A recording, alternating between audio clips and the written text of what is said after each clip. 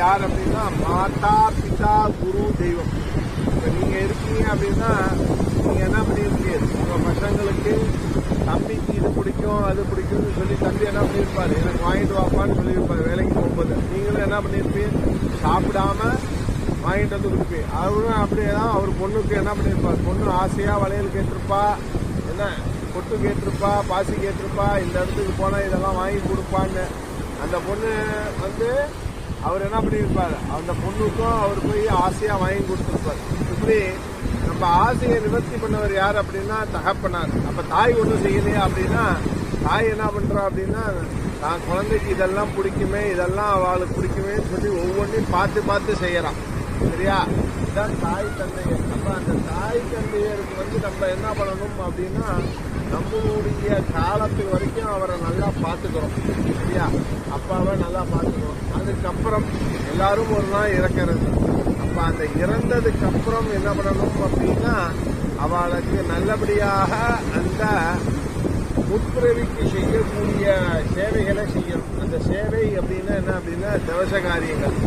அந்த தவச காரியங்களை நம்ம செய்யாமல் விட்டிருந்தாலும் இல்லை, அந்த முன்னோர்களுடைய அந்த பித்ருதோஷம் அப்படின்னு சொல்லக்கூடியது என்ன அப்படின்னா, அதாவது முன்ஜென்ம சாபங்கள். அதாவது ஒருத்தங்க வந்து துர்மரணம் ஆயிருக்கலாம், அந்த துர்மரணம் ஆனவர்களுக்கு ஏதாவது இதாக இருக்கும், அவர்களுடைய மனசில் ஏதாவது இருந்திருக்கலாம், அது யாரும் தெரியாது. இப்போ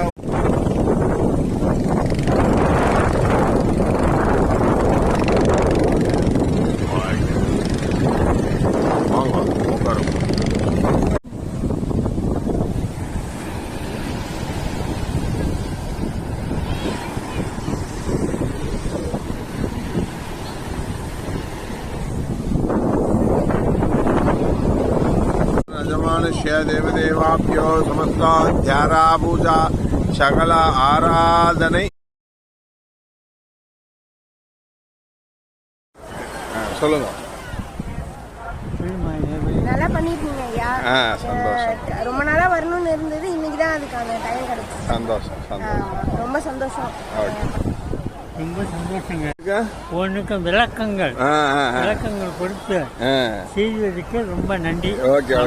நன்றி. Okay okay okay. வந்து திலகவ மோட்டுக்காக இருந்தவங்க பார்த்தோம். சேதுக்கரை இது தனுஷ்கோடியில் வந்து செஞ்சீங்க. நல்ல சூப்பர், எந்த குறையும் இல்லை அதில். அடுத்தது அக்னி தீர்த்தத்தில் வந்து மற்ற இதெல்லாம் செஞ்சு எங்களுக்கு திருப்தியாக முடிச்சு கொடுத்தீங்க. ரொம்ப சந்தோஷம்.